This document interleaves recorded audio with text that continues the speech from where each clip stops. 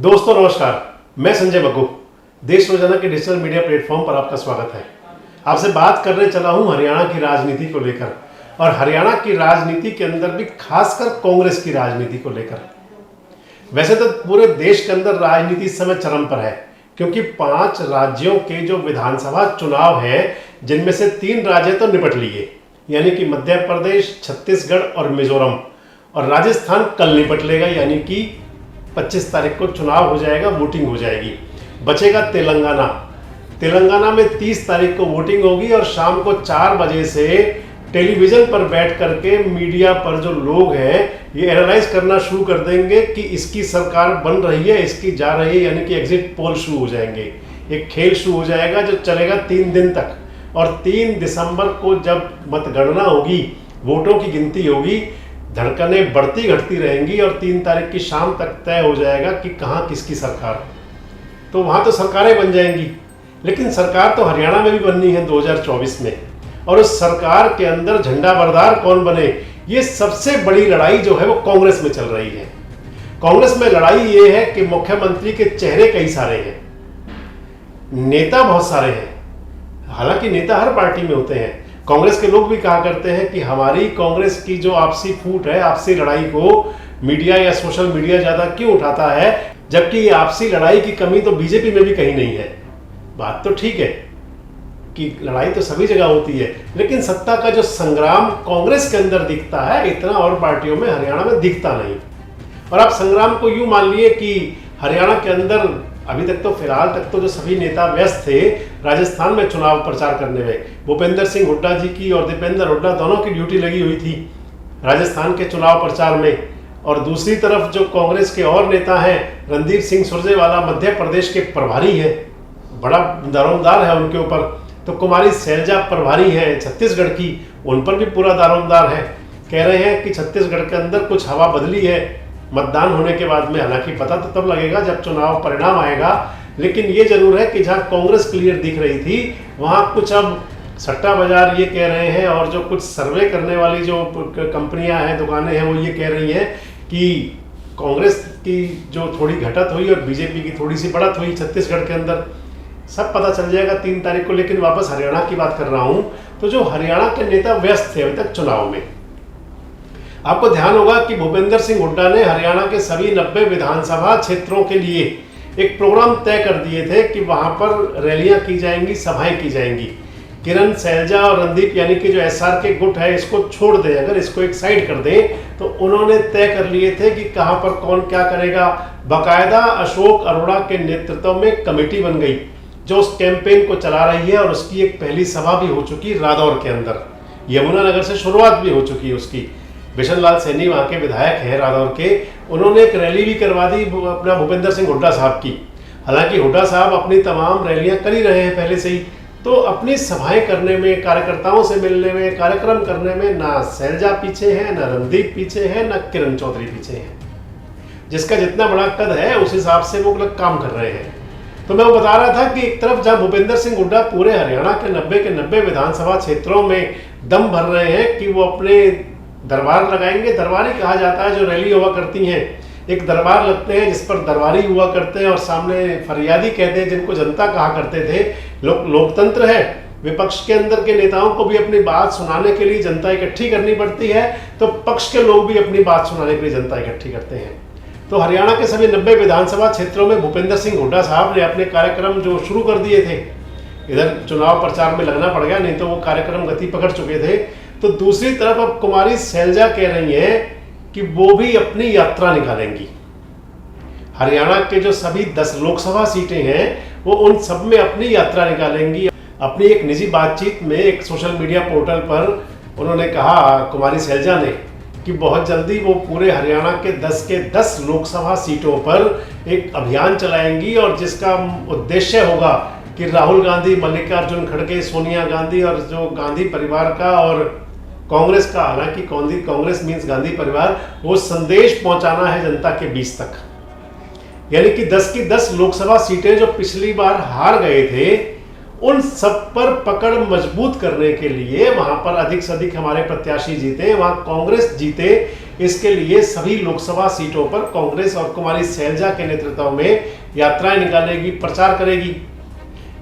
बहुत दूर की सोच है कुमारी सैलजा की। एक तरफ भूपेंद्र सिंह हुड्डा जहां हरियाणा की 90 विधानसभा सीटों पर जाने की बात कह रहे हैं, तो वही कुमारी सैलजा ने यह दिखा दिया कि उनके लिए प्रदेश बाद में है, देश पहले है। राहुल गांधी जो उनके नेता हैं, मल्लिकार्जुन खड़गे जो उनके नेता हैं, उनकी बात पहुंचाएंगे ताकि देश के अंदर सरकार बनेगी तो प्रदेश अपने आप आ जाएगा। यानी कि कुमारी सैलजा का बड़ा संदेश है। और एक तरह से समर्पण की भावना भी दिखा दी उन्होंने अपने कांग्रेस आला कमान के लिए कि भाई हमें तो तब उसके बाद कुछ चाहिए जब कुछ पहले आपको दे दें। और चाहे राजनीति हो, चाहे समाज नीति हो, चाहे कोई भी नीति हो, उसके अंदर चलता हमेशा यही है, गिव एंड टेक का फॉर्मूला हुआ करता है। और अगर एक गीत भी चलता था पुराना कि हम ना सोचे मिला क्या है हमको, हम ये सोचें किया है क्या है अर्पण, तो अगर जब ये वाली भावना चलती है तो उससे मान लीजिए कि आपको बिना मांगे बहुत कुछ मिल जाता है। और कुमारी सैलजा क्योंकि वैसे भी गांधी परिवार के बहुत नज़दीक हैं, किचन कैबिनेट की मेंबर है सोनिया गांधी की, बताते हैं कि जो सोनिया गांधी जी की किचन में क्या बन रहा है इसका पता सैलजा जी को ज़्यादातर होता है। और सोनिया जी भी कुमारी सैलजा से पूरी मंत्रणा किया करती हैं, क्योंकि दोनों महिला नेत्री हैं तो बात होना लाजिम है। उनकी बात बिल्कुल लाजमी बात है कि उनकी अंतरंग बातें जो घर की, कहा ना किचन कैबिनेट की मेंबर हैं, तो उसका मतलब यही हुआ करता है कि सभी बातें जो कर ले किसी से उसको सबसे नजदीकी माना जाता है, वो किचन कैबिनेट का मेंबर समझा जाता है। तो एक तरफ हुड्डा साहब है, दूसरी तरफ कुमारी सैलजा है। हुड्डा साहब जहां 90 विधानसभा क्षेत्रों में जाएंगे तो कुमारी सैलजा 10 लोकसभा क्षेत्रों में जाएंगी। वो कह रही है कि तमाम लोकसभा क्षेत्रों के अंदर रैलियां करके और जनता के बीच में संदेश अग्रेषित करेंगे कि जो राहुल गांधी ने भारत जोड़ो यात्रा चलाई थी, उस भारत जोड़ो यात्रा से राहुल गांधी एक परिपक्व नेता के रूप में आपके सामने है। और जो अगला लोकसभा चुनाव है, यानी कि 2024 के शुरू में लोकसभा का चुनाव होना है, उसके लिए हम कमर कसनी शुरू कर देंगे। संदेश अच्छा है कि अगर अपने नेताओं को प्रभावित करना है तो उनको ये बता दिया जाए कि हमारे लिए सबसे पहले पार्टी है, अगर पार्टी मजबूत हो जाएगी तो हम मजबूत हो जाएंगे। और ये संदेश देने के लिए कुमारी सैलजा ने अपने प्रोग्राम बना लिए हैं यात्रा करने के। अभी उनकी यात्रा कितनी सफल होंगी, उनकी यात्राओं में भीड़ कैसे उमड़ेगी, क्योंकि जब वो कांग्रेस की प्रदेश अध्यक्ष थी तो उस दौर में भी वो कांग्रेस के तमाम जिलों में जाया करती थी। हालांकि उन्होंने समानांतर रूप से, क्योंकि वो कांग्रेस की प्रदेश अध्यक्ष थी, अपने लोग तो तैयार कर लिए थे, लेकिन इसके बावजूद संगठन नहीं बना पाई थी। संगठन तो आज तक भी नहीं बना। उदय भांजी को भी प्रदेश अध्यक्ष बने हुए 1 साल से ज्यादा हो गया, लेकिन क्योंकि 9 साल तक सत्ता में रहे, 9 साल से ज्यादा समय तक भूपेंद्र सिंह हुड्डा 2004 से लेकर के और जो 2014 का हुआ उस तक में सत्ता में रहे, और उसके बाद में 2005 से और 2014 के बीच सत्ता में रहे, यानी कि 9 साल से ज्यादा सत्ता में रहे भूपेंद्र सिंह हुड्डा। और उसके बाद में भी भले ही कांग्रेस के अध्यक्ष उनकी पसंद के ना बने हों, अभी उदय भांजी आए हों, लेकिन उसके बावजूद भी कांग्रेस के कार्यकर्ताओं में भूपेंद्र सिंह हुड्डा का, दीपेंद्र हुड्डा का एक अपना क्रेज है, अपना जलवा कायम है। अब क्योंकि वो उनका जलवा था तो इसलिए सैलजा प्रदेश अध्यक्ष होते हुए भी उतनी कामयाब नहीं हो पाई जितनी उम्मीद थी।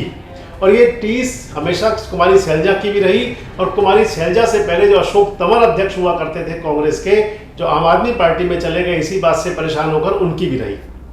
अब क्योंकि चुनाव नजदीक है, पहले लोकसभा का चुनाव होगा और फिर विधानसभा का चुनाव होगा, और कुमारी सैलजा दिखाना चाह रही है, एसआर के गुट भी बना हुआ है कि वे हुड्डा से कहीं कम नहीं है।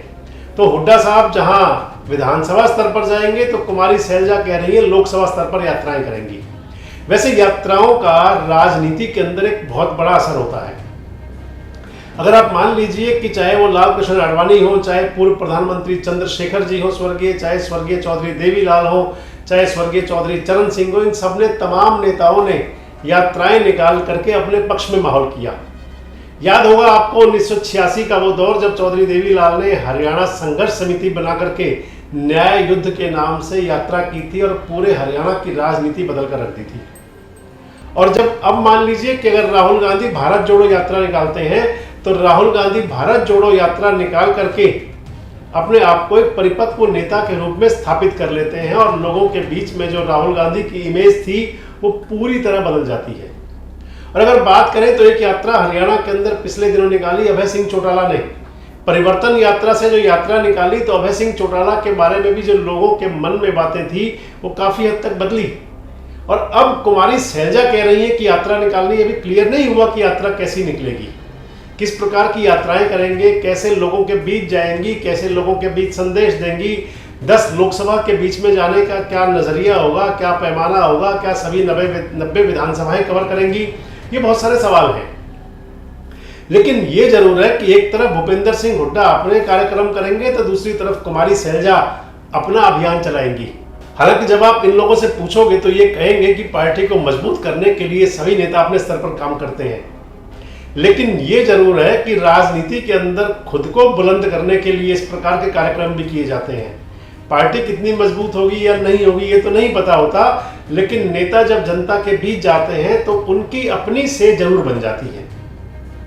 अब क्योंकि भूपेंद्र सिंह हुड्डा अपने आप में जो कांग्रेस के एक बड़े नेता माने गए हैं, मैंने आपसे पहले ही कहा कि 9 साल से ज़्यादा समय तक अध्यक्ष रहे, 9 साल से ज़्यादा समय तक मुख्यमंत्री रहे, और उसके बाद में जो पिछले 10 साल से लगातार 9.5 साल हो गया, तो भले ही वो अध्यक्ष और संगठन पर कब्जा कम रहा हो, लेकिन भूपेंद्र सिंह हुड्डा की तूती बस्ती रही।